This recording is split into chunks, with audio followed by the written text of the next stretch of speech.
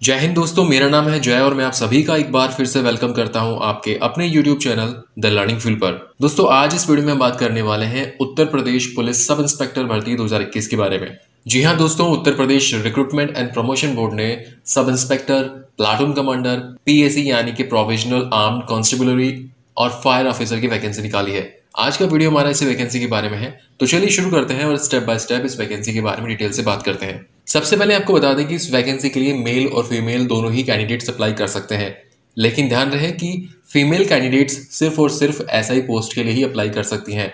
Female candidates platoon commander, PAC और fire officer की post के लिए अप्लाई नहीं कर सकती है, लेकिन मेल कैंडिडेट्स यहाँ पर सभी पोस्ट के लिए अप्लाई कर सकते हैं।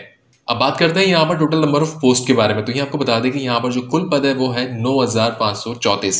अब हम बात करेंगे कैटेगरी वाइज वैकेंसी डिटेल के बारे में, यानी कि यहाँ पर किस कैटेगरी के लिए कितने पद हैं। तो सबसे पहले बात करेंगे यहाँ पर SI पोस्ट के बारे में। तो स्क्रीन पे आपको टेबल दिखाई दे रही होगी। इसके अंदर जनरल कैटेगरी वालों के लिए यहाँ पे 3,613 पद है। EWS कैटेगरी वालों के लिए यहाँ पर 902 पद है। अन्य पिछड़ा वर्ग के लिए यहाँ पर 2,437 पद है। अनुसूचित जाति यानी कि SC कैटेगरी वालों के लिए यहाँ पर 1,895 पद है और अनुसूचित जनजाति यानी कि ST कैटेगरी वालों के लिए यहाँ पर 180 पद है। इस तरीके से SI पोस्ट के लिए यहाँ पर कुल 9,027 पद है। अब बात करते हैं प्लाटून कमांडर और PAC पोस्ट के लिए कैटेगरी वाइज वैकेंसी डिटेल्स के बारे में। तो यहाँ पर आपको स्क्रीन पे टेबल दिखाई दे रही होगी। इस टेबल में आप देख सकते हैं जनरल कैटेगरी वालों के लिए 194 पद हैं। EWS कैटेगरी वालों के लिए 48 पद हैं। अन्य पिछड़ा वर्ग यानी कि OBC कैटेगरी वालों के लिए 131 पद हैं। अनुसूचित जाति के लिए 101 पद हैं और अनुसूचित जनजाति यानी कि ST कैटेगरी वालों के लिए यहाँ पर 10 पद है। इस तरीके से यहाँ पर प्लाटून कमांडर और PAC पोस्ट के लिए यहाँ पर कुल 484 पद है। अब बात करते हैं फायर ऑफिसर पोस्ट के लिए कैटेगरी वाइज वैकेंसी डिटेल के बारे में। तो यहाँ पर जनरल कैटेगरी वालों के लिए कुल 10 पद हैं। EWS कैटेगरी वालों के लिए 2 पद हैं। अन्य पिछड़ा वर्ग यानी कि OBC वालों के लिए 6 पद हैं। अनुसूचित जाति यानी कि SC कैटेगरी वालों के लिए यहाँ पर 5 पद हैं और अनुसूचित जनजाति यानी कि ST कैटेगरी वालों के लिए यहाँ पर कोई पद नहीं है। इस तरीके से फायर ऑफिसर पोस्ट में यहाँ पर कुल 23 पद हैं। तो ये हो गई आपकी कैटेगरी वाइज वैकेंसी डिटेल्स। साथ ही दोस्तों यहाँ पर आपको बता दें कि वो कैंडिडेट्स जो कि अदर स्टेट से इन वैकेंसीज के लिए अप्लाई करेंगे उनको एज ए जनरल कैंडिडेट्स ही ट्रीट किया जाएगा। अब बढ़ते हैं आगे और बात करते हैं इसकी इंपॉर्टेंट डेट्स के बारे में। तो यहाँ आपको बता दें कि इसके ऑनलाइन एप्लीकेशन 1 अप्रैल 2021 से शुरू होंगे और इसकी फॉर्म फिल करने की लास्ट डेट है 30 अप्रैल 2021 और जो आप इसकी फीस का भुगतान करेंगे उसकी लास्ट डेट भी 30 अप्रैल 2021 ही है। अब हम बात करते हैं आपकी एप्लीकेशन फी के बारे में। तो यहाँ आपको बता दें कि यहाँ पर आप चाहे किसी भी कैटेगरी से बिलोंग करते हो, चाहे आप जनरल से हो, OBC से हो, SC से हो, ST से हो या फिर आप फीमेल कैंडिडेट्स हो, यहाँ पर सबके लिए एक ही फीस रखी गई है और वो है 400 रुपये। सभी कैंडिडेट्स को यहाँ पर 400 रुपये फीस का भुगतान करना होगा और आप इस फी का पेमेंट अपने debit card, credit card, net banking या फिर ई-चालान के थ्रू कर सकते हैं। अब हम बात करेंगे यहाँ पर आपकी एज लिमिट यानी कि आपकी उम्र के बारे में। तो यहाँ पर आपको बता दें कि जो यहाँ पर आपकी उम्र है वो 1/7/2021 तक कम से कम 21 साल होनी चाहिए और जो अधिकतम उम्र है वो आपकी 28 साल तक हो सकती है।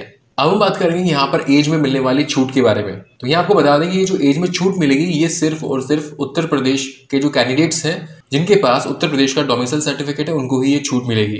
तो यहाँ पर OBC कैटेगरी वालों को अधिकतम उम्र में 5 साल तक की छूट मिलेगी और SC ST कैटेगरी वालों को भी अधिकतम उम्र में 5 साल की छूट मिलेगी। वहीं जो एक्स सर्विसमैन है उनको अधिकतम उम्र में 3 साल तक की छूट मिलेगी। अब बढ़ते हैं आगे और बात करते हैं आपके पे स्केल यानी कि वेतनमान के बारे में। तो यहाँ आपको बता दें कि जो आपका पे बैंड है वो रहेगा 9,300 से शुरू होकर 34,800 रुपये। इसके अलावा यहाँ पर आपका ग्रेड पे रहेगा 4,200 रुपये। अब हम बात करेंगे आपकी एजुकेशनल क्वालिफिकेशन यानी कि आपकी शैक्षणिक योग्यता के बारे में। तो यहाँ पर आपको बता दें कि अगर आप SI, प्लाटून कमांडर या फिर PAC पोस्ट के लिए अप्लाई कर रहे हैं तो आपको भारत सरकार द्वारा मान्यता प्राप्त किसी भी यूनिवर्सिटी से ग्रेजुएट पास होना जरूरी है किसी भी स्ट्रीम के अंदर। और अगर आप फायर ऑफिसर पोस्ट के लिए अप्लाई करने वाले हैं तो आपको भारत सरकार द्वारा मान्यता प्राप्त किसी भी विश्वविद्यालय से साइंस में ग्रेजुएट होना कंपलसरी है। तो ये हो गई आपकी एजुकेशनल क्वालिफिकेशन। अब हम बात करने वाले हैं यहाँ पर आपके मोड ऑफ सिलेक्शन के बारे में, यानी कि आपकी चयन की प्रक्रिया के बारे में। तो यहाँ पर सबसे पहले आपका होगा रिटन एग्जामिनेशन, जो कि आपका कंप्यूटर बेस्ड टेस्ट होगा। ये एक ऑनलाइन एग्जाम होगा। तो यहाँ पर स्क्रीन पे आप एक टेबल देख पा रहे होंगे। इस टेबल में अलग अलग 4 सब्जेक्ट्स दे रखे हैं। तो पहला सब्जेक्ट यहाँ पर आपका है सामान्य हिंदी, जो कि 100 अंक का होगा। इसके अलावा यहाँ पर है मूल विधि, संविधान और सामान्य ज्ञान, ये भी 100 अंक का है।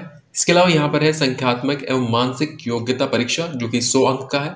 इसके अलावा यहाँ पर है मानसिक अभिरुचि परीक्षा और बुद्धि लब्धि परीक्षा और तार्किक परीक्षा, और ये भी 100 अंक का है। इस तरीके से आपका रिटन एग्जामिनेशन कुल 400 अंक का होगा और यहाँ पर आपको 2 घंटे का टाइम दिया जाएगा इन 4 पेपर को सॉल्व करने के लिए। यहाँ पर जो आपके क्वेश्चंस होंगे वो मल्टीपल चॉइस क्वेश्चंस होंगे। इसके अलावा यहाँ पर आपको बता दें कि आपको हर सब्जेक्ट में कम से कम 35% मार्क्स लाने जरूरी हैं और आपको चारों सब्जेक्ट्स में मिलाकर ओवरऑल 50% मार्क्स कम से कम लाने जरूरी है अगले स्टेप्स में जाने के लिए। अगर आप ओवरऑल 50% और ईच सब्जेक्ट में 35% मार्क्स नहीं ला पाते हैं तो यहाँ पर आपको बाहर कर दिया जाएगा। तो ये हो गया आपका रिटन एग्जामिनेशन।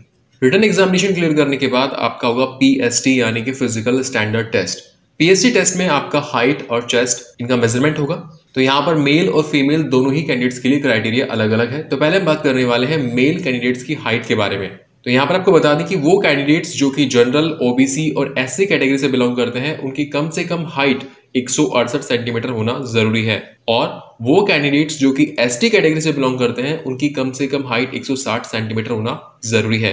तो ये हो गई आपकी मेल कैंडिडेट्स की हाइट। अब बात करते हैं मेल कैंडिडेट्स के चेस्ट के बारे में।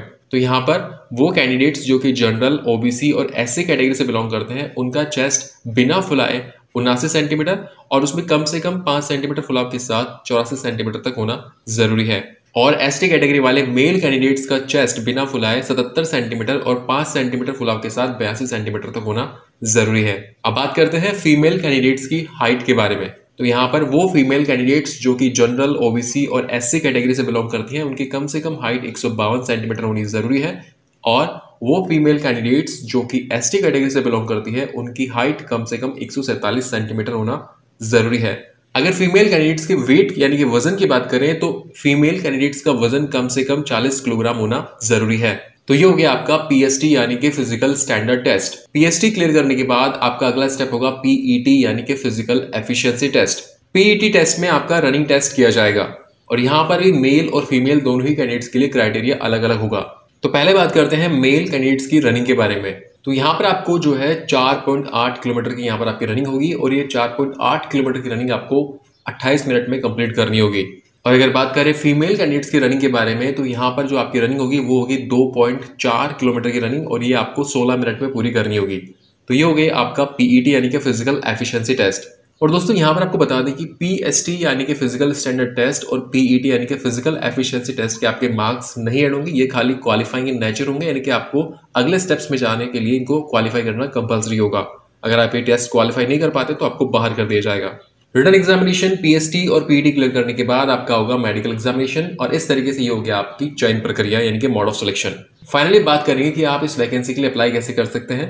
तो आपको बता दें कि इसके जो एप्लीकेशन है वो ऑनलाइन होंगे और जो इसकी ऑफिशियल वेबसाइट है उसका लिंक हमने इस वीडियो के डिस्क्रिप्शन में दे रखा है। तो वहां उस लिंक पे जाकर आप जो अपना फॉर्म फिल कर सकते हैं। सो फ्रेंड्स, ये वीडियो था Uttar Pradesh recruitment and promotion board ने sub inspector, platoon commander, PAC और फायर ऑफिसर की वैकेंसी निकाली है। इसमें कुल पद है 9534। दोस्तों, अगर इस वीडियो को लेकर आपके मन में कोई भी डाउट या सवाल हो तो अपना डाउट या सवाल इस वीडियो कमेंट सेक्शन में जाकर अपना सवाल पूछ सकते हैं। आपका जो भी डाउट या सवाल होगा उसको हम जरूर क्लियर करेंगे। दोस्तों, उम्मीद करते हैं कि यहाँ पर हमने आपको जो भी इन्फॉर्मेशन दी वो आपको पसंद आई होगी। अगर वीडियो अच्छा लगा हो तो इस वीडियो को लाइक और अपने दोस्तों के साथ शेयर जरूर करें और फ्यूचर में चैनल पर इसी तरह के यूजफुल वीडियोस देखने के लिए चैनल को सब्सक्राइब करके बेल आइकन जरूर दबाएं। So thank you for watching our video. जय हिंद।